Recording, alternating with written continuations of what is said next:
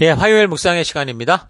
성도는 세상의 칭찬이 아니라 하나님의 칭찬을 받는 존재다. 성도는 세상의 칭찬이 아니라 하나님의 칭찬을 받는 존재다. 이런 제목으로 오늘 묵상 함께 나누겠습니다.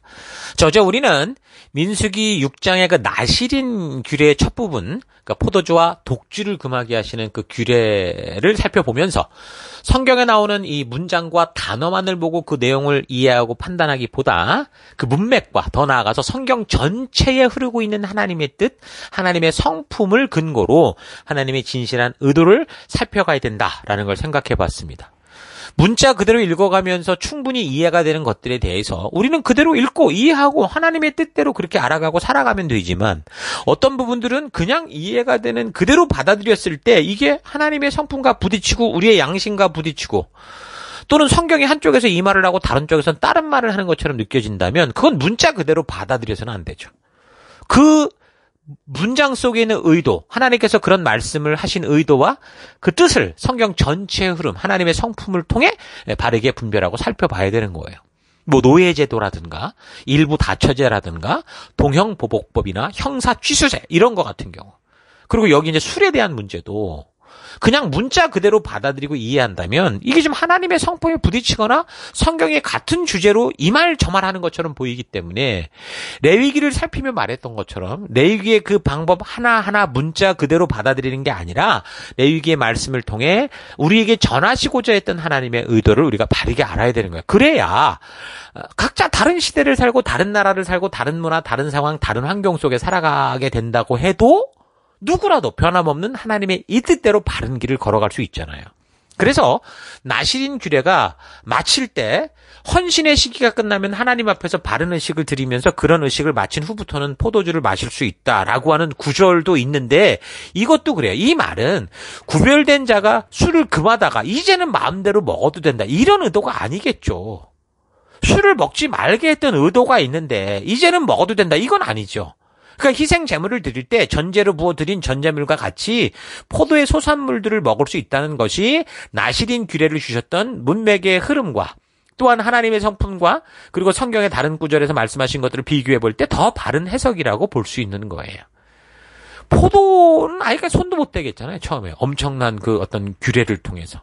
근데 포도주가 아닌 포도 같은 경우나 거기에 따른 뭐 주스도 괜찮고 이런 게 괜찮잖아요. 그러니까 이런 부분에서도 그래서 의도와 원리를 가지고 바르게 이해하지 않으면 성경은 스스로 모순에 사로잡혀서 도저히 믿을 수 없는 그런 하나의 종교책에 불과한 것이 되고 말 수 있다라는 거 잊지 마시고 이 의도들을 우리가 바르게 알아갔으면 좋겠어요. 그래서 방법보다 의도를 바르게 하는 게 너무 중요한 거예요. 만약 의도와 원리가 아니라 어떤 한 가지 방법만 하나님이 주셨다면 그건 너무도 다양한 민족과 문화 속에서 각자 다 다른 상황과 환경을 살아가는 사람들에게 도저히 적용할 수 없는 일들이 생기게 된다는 거죠. 그래서 무엇보다 하나님께서 말씀하시는 이 구절을 말씀한 원리와 그 의도를 하는 거. 이건 너무 중요한 거 잊지 마십시오.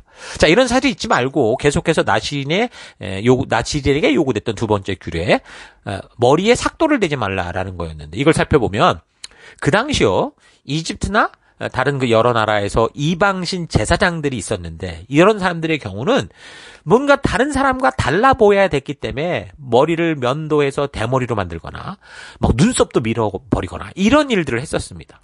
그러니까 하나님께서 아예 그런 우상 숭배자들과 관련된 것과 그래서 아예 절대 연관지 흉내도 내지 말고 비슷하게 하고 싶지 않은 그런 의도가 있어서 아마도 하나님께서 이런 규례를 주시지 않았나 생각합니다. 그렇게 보면 세상 우상 숭배자들은 지금 깎으라고 그러는데 오히려 하나님 반대로 기르라고 하시는 거죠. 그래서 거꾸로 헌신의 시기가 끝날 때 기른 머리를 잘라서 화목제로 드릴 때 다 태워버리라 이렇게까지 하시거든요. 그러니까 하나님은 길러라 깎어라 이런 문제가 아니라는 얘기를 하는 거예요. 기를 때가 있고 깎을 때가 있다라는 거. 결국은 하나님의 의도와 하나님의 뜻에 맞는 그런 믿음의 길을 걸어야 된다는 그 분명한 의도를 말씀하시는 거죠. 그리고 단기간 헌신의 경우 뭐 시간이 짧으면 머리를 뭐 어느 정도는 기를 수 있겠죠. 근데 만약에 그게 1년, 2년이 넘어가면 어떻게 됩니까? 그럼 만약 평생 헌신하겠다 그러면 그러니까 평생도록 머리를 기르고 산다는 거는 오히려 이거 긴 머리 가지고 바른 섬김의 일을 하는데 방해가 될 거 아닙니까? 도저히 활동조차 힘들 수도 있어요. 그래서 물론 머리를 기르는 것이 기본 어떤 방침으로 주어졌으나 전혀 깎지 말아라 이런 의도는 아니라는 거죠. 그러니까 세상의 우상을 섬기는 자들이 그렇게 했듯이 삭도를 내고 면도칼을 이용해서 백구로 만들고 뭐 대머리 형태로 만들고, 그러니까 좀 더 유추해 보면 뭐 종교적인 어떤 특별한 어떤 신비함을 가지려고 하는 어떤 그런 짓들을 하지 말아라, 이런 것을 의도로 하나님이 이런 규례를 줬다라는 걸 추정해 볼 수 있는 겁니다. 오늘날 유행이라는 게 참 무서운 사탄의 도구라고 우리가 분명히 알 수 있는 게, 이렇게 뭔가 다른 사람들보다 자꾸 튀어 보이면서 주목을 받고자 하는 그런 교만의 뿌리가 있기 때문이에요. 옷을 입는 것에서도 뭔가 다른 사람과 달라야 되고 튀어야 되고 이런 거죠. 여자들은 또 요즘에 많이 헐벗는 게 마치 남들보다 더 뭐 특이한 것처럼 깜짝 놀랄 그런 옷을 입고 다니는 사람들도 있죠. 그리고 그런 사람들이 자꾸 주목을 받을 때 그걸 좋아하고 기뻐하는 사람들이 있는 거예요. 그러니까 남보다 더 뛰어나고 잘 살고 뭔가 특별하고 다른 부류의 사람이다라는 걸 증명하기 위해서 그렇게 살다 보니 명품이 불티나게 팔리고, 명품을 수없이 두고도 또 다른 명품이 필요하고, 그러니까 비싼 사치품들이 부자들을 비롯한 그 권력자들에게 계속 끊임없이 요구되는 거. 이런 거 우리가 보잖아요. 그 북한의 그 김정은이 같은 경우도 그 주변의 사람들 결국은 자기 걸로 모으겠다고 비싼 명품 사치품들을 수도 없이 들여다가 그렇게 막 선물로 주고 그런다잖아요. 그러니까 종교적인 것도 그래요.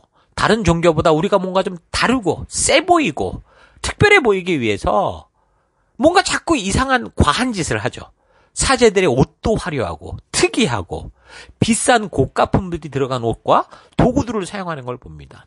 그 교황이 입은 옷들을 보세요. 거기 달린 보석들은 세상의 것들과 비교할 수 없을 만큼 엄청 비싼 것들이 있지 않습니까? 자, 그러니까 하나님의 의도는 교회의 리더와 성도들이 아무리 종교적으로 그럴듯해 보인다고 해도, 그래서 사람들을 더 많이 모을 수 있을 것 같아도 세상에 그런 식의 유행을 아무 생각 없이 따라가서는 안 된다라는 거를 말씀해 주시려는 거. 이걸 분명히 알 수 있죠. 오히려 세상과 반대로 가라. 더 확실하게, 그래서 하나님께서 구별된 백성이 누군가를 알게 해라라는 겁니다. 부자나 권력자, 종교 권세자들처럼 부가 많아서 그렇게 다른 것들과 비교할 수 없을 것을 사거나, 만들 돈이 안 되는 무당급 부류 같은 사람들은 그래도 뭔가 튀어야 되잖아요. 무당들도. 그러니까 그들이 있는 것부터 음산해요. 저들이 사용하는 용어나 도구나 옷이나 다 특이해요. 그러니까 딱 보면 영적으로, 이 심령적으로 찝찝하고 뭔가 좀 으스스하고 그런 걸 느끼게 한다니까요. 무당집이나 절 같은 데 들어가다 보면 무섭게 생긴 여러 형상들의 그림들이 있잖아요. 조형물 같은 거 막 세워놓고 그러잖아요.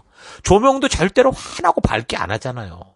그러니까 우상 종교는 사람이 보기만 해도 뭔가 주눅이 들게 하는, 뭐가 나올 것 같거나 뭐가 있을 것 같은 그런 효과를 누리죠. 그러니까 막 뭐 신당을 줘도 아주 웅장하게 줘서, 왜 그런 데 들어가면 사람이 슥 이렇게 주눅이 들게 만들거나. 그러니까 종교적인 행사를 주도하는 사람들은 거기서 그만큼 또 이제 합당한 옷을 입어야 되는 거예요. 일반 사람들과 다르게 보이려고 뭔가 접신 상태 같이, 그러니까 거의 맛이 간 사람처럼 보이게 하는 거예요.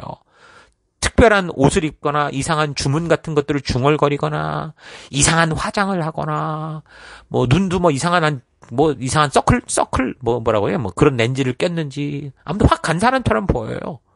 그러면서 사람들을 미혹하려고 하죠. 그래서 사람들은 얼핏 볼 때 거기에 뭔가 굉장하고 웅장한 신비해 보이는 것이 있을 것 같고, 그래서 거기에 뭔가 신이 있을 것 같다라는 그런 미혹에 붙들리게 되는 거죠. 그러나 구별된 성도는 하나님의 분명한 뜻과 하나님이 직접 말씀하신 방법이 아닌 그런 종교적 외형을 통해 사람들의 마음을 사로잡고자 하는 그 이방 종교를 흉내내서는 안 되는 거예요. 하나님과 사람 사이의 중보자는 오직 예수 그리스도 한 분뿐이시고, 하나님께서는 인간을 서로 인격적 관계로 부르시고 이끄시지, 목사가, 그러니까 무슨 나시딘이든 헌신자든 이 사람이 무슨 사제나 무당 같은 존재가 돼서 그렇게 하는 것에 대해서 절대 싫어하십니다. 여러분, 이런 사실 잊지 마시고, 특히 교회가 종교적인 유행을 따라 돈 많고 성도가 많은 교회들에서 행하는 유행들을 따라서 흉내내려고 하지 말고, 하나님이 주신 분명한 본질적 사명에만 집중을 하고, 그 주신 사명을 통해 세상에 오히려 그 향기를 맡고 교회로 들어올 수 있는, 저기는 달라. 그게 뭐예요? 거룩하게 구별됐어. 이 얘기잖아요. 그로 인해 우리와 함께하기를 원하는 그런 공동체, 그런 교회, 그런 성도들이 될 수 있기를 바랍니다. 자, 그리고 세 번째 규례는 뭐였습니까? 어떤 시체와도 닿지 말아라라는 거였습니다. 자, 여기에 대한 주장이 많은데 레위기에서 살핀 것처럼 일단 오염에 대한 방지 차원이라고 만약에 생각을 한다면 그러면 이게 부모의 죽음까지 가보지 못하는 거 이건 좀 너무 과한 거죠. 그래서 또 다른 한 가지는 이 죽음, 그러니까 시체는 결국 죽음이라는 게 죄악의 결과거든요. 그래서 의식상 부정하게 취급되었다라고 생각할 수도 있는데, 그래서 이제 나시린이 시체를 멀리해야 되는 것은 특별히 죄를 멀리해야 되는 것을 어떤 상징적으로 보여주는 거다라고 좀 이해를 하면 조금 더 어느 정도 그거는 또 생각해 볼 만한 거라고 보고요. 근데 본문을 통해 볼 수 있는 또 다른 이유는 뭐냐면 하나님의 대리적인 역할을 하는 제사장들이 죽은 시체에 뭐라를 하지 말라. 조의를 표할 때 머리를 숙이거나 이런 식으로 함으로 인해서 결국 하나님의 형상이 하나님을 대표하는 그런 제사장들이 귀신들에게 절하는 꼴이 될 수 있기 때문이다라고 하는 거죠. 이건 굉장히 타당성 있는 얘기라고 봅니다. 6장 7절 뭐라고 그랬냐면 설령 아버지, 어머니, 형제, 자매가 죽었을지라도 찾아가 몸을 더럽힌 일들이 없도록 해야 된다. 하나님께 자기 몸을 구별하여 바쳤다는 표가 머리에 있기 때문이다. 이게 무슨 말이에요? 죽은 자를 향해 머리 숙이고 그게 조의를 표하는 거라고 하지만 그렇게 하는 것이 그 종교적인 그런 행위들이 결국에는 하나님의 온전한 의도와는 다른 귀신을 즐겁게 하는 일이다라는 거죠. 슬픔을 표하지 말라라는 게 아니에요. 굳이 세상이 속이고 세상이 몰라서 하는 그런 짓들 앞에 넘어지지 말라는 거죠. 여러분, 죽은 자의 영혼은요, 이미 죽는 순간 말씀대로 하면 하늘의 어떤 정해진 곳으로 가게 돼 있어요. 그곳에 머물러서 마지막 심판의 때까지 있게 되는 거예요. 사람들은 그것을 모르니까 조상의 혼이 뭐 구천을 떠돌다가 제사장 차려놓으면 와서 먹는다. 그래서 뭐 절을 하고 또 올 때 뭐 저기 그 괜히 걸리면 안 되니까 뭐 빨랫줄을 치워라 뭐 문턱을 뭐 낮게 해라 이상한 짓들을 하는 거죠. 그런 제사상에는요 조상이 오는 게 아니라 귀신들이 장난을 치고 있기 때문에 비록 조상이라고 해도 내가 직계조상 내 아버지라고 해도 제사상에 절하는 그런 행위는 해서는 안 된다는 거예요, 성도로서. 그러니까 애통과 이별의 아픔을 슬퍼하지 말라는 게 아니고요. 하나님의 영광을 위해 하나님이 만드신 기본 감정과 삶의 원리까지 부인하게 하는 것은 하나님 뜻이 아니죠. 그러나 하나님 앞에서 거룩하게 헌신된 자들은 삶을 살아갈 때 분별해야 된다는 거예요. 이미 지나가 버려서 돌이킬 수 없는 어쩔 수 없는 상황에 얽매여서 하나님 주신 사명도 원리도 또 그 가치도 다 놓아버리는 그런 일 없이 어떤 상황과 환경 속에서도 하나님 나라의 소망을 확실히 알고 믿고 살아가고 그래서 우리에게 주신 거룩한 제사장 나라 열방의 제사장으로서 생명을 살리는 그런 일에 우선순위를 두고 그 일에 집중해라라는 거죠. 그러니까 예수님께서도 누가복음 9장 60절에 뭐라고 말합니까? 제자로 부름받은 자가 먼저 부모를 장례하고 오게 해달라는 그런 제자에게 뭐라고 그랬냐면 죽은 사람의 장례는 영적으로 죽은 사람들이 하게 내버려두고 너는 가서 하나님 나라를 전파해라. 이렇게 말씀하시죠. 부모의 죽음을 외면하라는 게 아니에요. 인간들의 삶의 본질을 알고 영적인 안목을 가지고 행하라는 거예요. 세상에 어떤 급박한 일이 있어도 우리가 하나님의 자녀됨과 구별되어 거룩하게 선 제자된 하나님의 부름받은 사명자의 자세를 가지고 그런 가치를 가지고 행하라. 그렇게 말씀하시는 거죠. 자, 그러니까 지금 우리가 살핀 이런 나시린의 세 가지 규례를 보면 하나님의 이름으로 일하는 사람은 분명 이 세속에서 사는 사람과 확연하게 구별된 또한 교회에서조차 어떻게 보면 너무 원리주의자처럼 보일 정도로 어떻게 보면 유별나게 티나는 그런 삶을 살아야 했다라는 게 확실하죠. 오늘날도 성도들이 하나님의 백성답게 하나님의 말씀의 가치를 따라 살려고 하면 세상에 그렇게 보잖아요. 세상의 친구들이 좀 이상하게 보고 유별나게 티낸다고 그러고 심지어 교회를 다니는 사람들까지도 그렇게 말씀대로 그 가치를 따라 가려고 하면 뭐 이렇게 유난을 떠냐 그렇게 얘기하는 경우가 있어요. 다들 이 하나님의 가치를 모르니까 그런 거죠. 나시린의 규례를 잘 생각해봐요. 그럼 어떻게 돼? 그렇게 세상이 볼 때 유난스럽고 유별나게 하나님의 말씀대로 살고자 하는 게 바로 나시린이다. 그게 하나님의 거룩하게 구별된 성도들이다라는 모습을 우리가 볼 수 있잖아요. 그래서 성도들이 우리 예수님을 따라감에 있어서 쫓아감에 있어서 결정적인 우선순위를 세상 일과 하나님 일 중 어디 둘 거라는 거에 대해서 이건 분명히 하나님의 말씀과 그 뜻대로 사는 그런 일에 우리 가치를 둬야 되고 그 길을 걸어갈 때는 쉬운 길이 아니라 좁은 길이다. 뼈를 깎는 아픔이 동반되는 그런 결단을 요구하는 길이 될 수 있다라는 걸 분명하게 지금 여기서도 보여주는 거예요. 근데 그렇게 유별나 보이고 티나게 살다가 뭐 비난받고 지금 말한 것처럼 핍박받고 조롱받을 수 있어요. 이거는 말씀대로 살려고 하다가 그렇게 발버둥 치다가 오는 이 핍박이기 때문에 이거는 오히려 하나님이 우리를 위로하시고 격려하시고 용기를 주실 거예요. 그런데 그게 아니라 종교인이 돼서 말씀답게 살지도 못하기 때문에 세상이 욕하고 친구가 욕하고 교회 주변에서 욕하면 이건 하나님의 영광을 가리는 그런 일이 되겠죠. 욕을 먹어도 바른 일을 하다가 욕을 먹어야지. 정말 내가 잘못해서 욕먹는 그런 짓들은 하지 말아야 된다라는 겁니다. 자, 하나님의 구별된 백성들은 하나님의 자녀다운 거룩한 삶을 위해서 당연히 이 세상에 추구하는 것과는 다른 하나님께서 말씀해 주시고 인도하시는 그 말씀의 길을 따라 살아가야 되는 거예요. 하나님의 말씀을 그래서 가감하지 않고 그대로 적용하는 삶을 사는 것이 하나님의 부르심을 믿는 사람들의 삶이다라는 것을 이 나실인 규례를 통해 교훈적으로 우리에게 보여주고 있는 거죠. 자, 민수기에서는 뭐 나실인은 스스로 헌신을 하겠다라고 했을 경우 이렇게 이제 언급을 했지만 나중에 역사적으로 보면 어떤 경우도 있었냐면 부모에 의해서 또는 하나님께서 직접 지정하셔서 헌신의 자리로 나실인의 자리로 오는 경우가 있었습니다. 예를 들면 삼손이나 세례요한 같이 하나님께서 직접 이렇게 그들을 불렀고 예비하시는 경우도 있고요. 또는 사무엘처럼 어머니 한나에 의해서 작정되고 드려지는 경우도 있습니다. 저 같은 경우도 어떻게 보면은 그런 비슷한 케이스일 수 있어요. 자, 그렇다면 내 인생에 대해서 나는 생각도 없는데 아무나 그렇게 마음대로 결정하고 그렇게 운명론적인 삶을 사는 게 이게 성경적이냐 이런 문제가 생기는데 이런 것은 자신의 인생을 다른 사람이 마음대로 할 수 있다. 특별한 경우 이걸 말하는 게 아니에요. 그게 아니라 이것도 뭐냐면 하나의 하나님의 부르심의 방법이라는 거예요.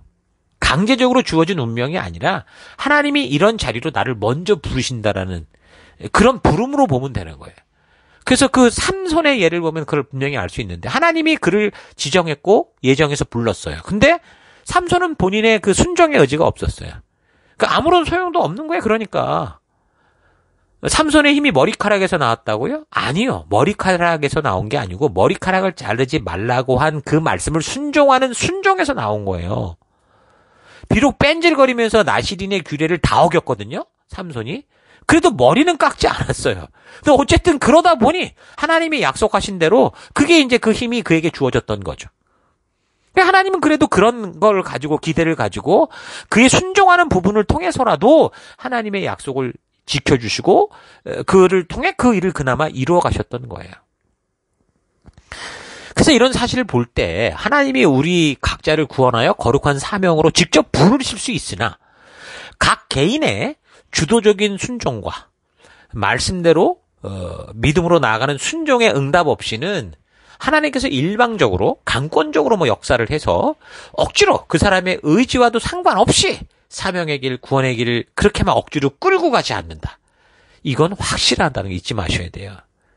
여기 본문에서 나실인 규례가 나실인에게만 해당되는 것이라고 생각이 된다면 그러면 잘 적용해 볼 필요가 있죠. 그럼 이 시대를 살아가는 우리와 상관이 없다라고 생각할 수 있는데 여러분 그렇지 않아요. 왜 그러냐면 신약에서 우리는 뭐라고 말하냐면 하나님께서 택하신 족속이라고 그래요.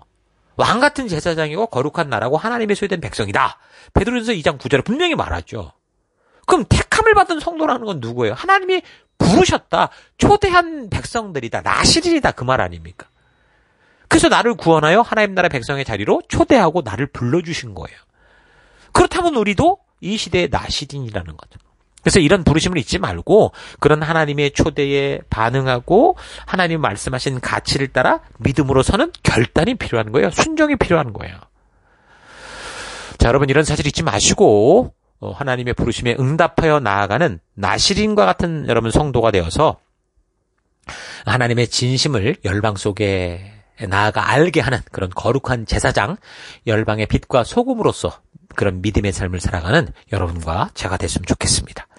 자, 오늘 하루 나는 이 시대에 예수 그리스도로 말미암아 구원함을 얻어서 하나님께서 부르시고 초대하신 언약 백성의 자리, 그러니까 나시린의 자리에 선 성도라는 사실을 알고 하나님께서 이 성경을 통해 직접 말씀하신 법도와 규례를 따라 그 의도를 따라 살아왔는지, 아니면 그저 예수님을 천국으로 건너가는 징검다리 정도로 내가 지려밟고 가도 되는 존재로 알고, 또한 예수님께서 완성하신 율법을 다 폐한 율법으로 잘못 알아서 전혀 하나님께서 직접 말씀해 주신 그 이 성도의 길과 정체성에는 전혀 관계도 없이 종교적인 삶을 살아오진 않았는가, 좀 되돌아봤으면 좋겠습니다.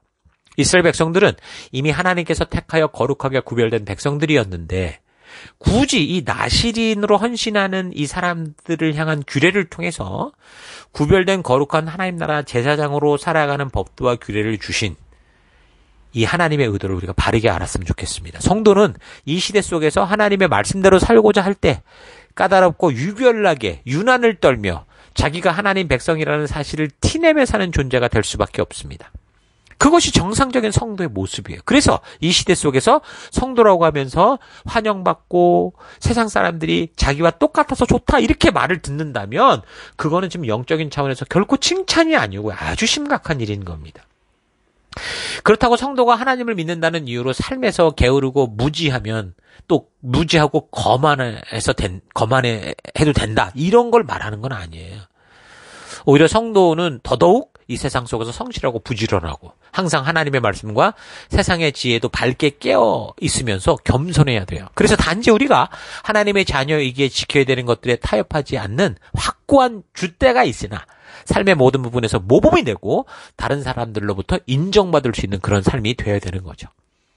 나시린의 규례는 교회를 다니면서도 특별한 사람, 목사나 리더들에게만 해당되는 게 아니라 모든 성도, 모든 하나님 나라 백성들에게 적용된다라는 이 사실 잊지 마시고요. 여러분의 삶의 현장 곳곳에서 세상과 적당히 타협하며 세상의 칭찬을 받으며 사는 인생이 아니라 하나님의 뜻과 말씀대로 나아감으로 하나님께서 잘했다, 착하고 충성된 종아 라고 칭찬할 수 있는 그런 삶들이 될 수 있기를 축원합니다. 자, 오늘 하루도 힘내십시오. 잠시 기도하겠습니다. 하나님께서는 성도로 하여금 이 땅과 적대시하며 살게 하신 게 아니라 이 세상 속에서 하나님께서 세우신 진정한 이 땅의 주인답게 살게 하시는데, 나의 만족과 유익을 위해 하나님의 길과는 반대로 살아가는 세상의 길에서 칭찬받고 잘 되려고 발버둥치는 삶만을 살아온 것을 회개합니다. 우리로 택하신 족속이요 왕같은 제사장이요 거룩한 나라요 하나님의 소유된 백성 삼으신 것을 잊지 않게 하기 위해서 나시린의 법도와 규례를 통해 우리에게 말씀하시는데, 이 말씀이 보여주는 대로 이 세상에 그 무엇보다 우리 하나님의 백성된 존재의 삶을 살아가는 주님의 백성된 삶을 사는 내가 되기 원합니다. 유별나게 유난을 떨며 티내는 삶을 산다고 손가락질하고 욕을 한다고 해도 오직 나의 창조주 되시고 구원자 되시고 선한 목자 되신 우리 예수님의 길을 따르며 하나님께서 주신 이 말씀의 도를 내 삶의 현장 곳곳에서 이루어가며 살아가는 내가 되기 원합니다. 하나님, 그래서 우리가 세상에서 칭찬받는 자가 아니라 하나님께 칭찬받는 거룩한 성도의 삶을 하나님 또 살아가기를 원하고, 오늘 내가 살아가는 그곳이 바로 그런 현장이 되기를 간절히 바라옵고 예수님 이름으로 기도했습니다. 아멘.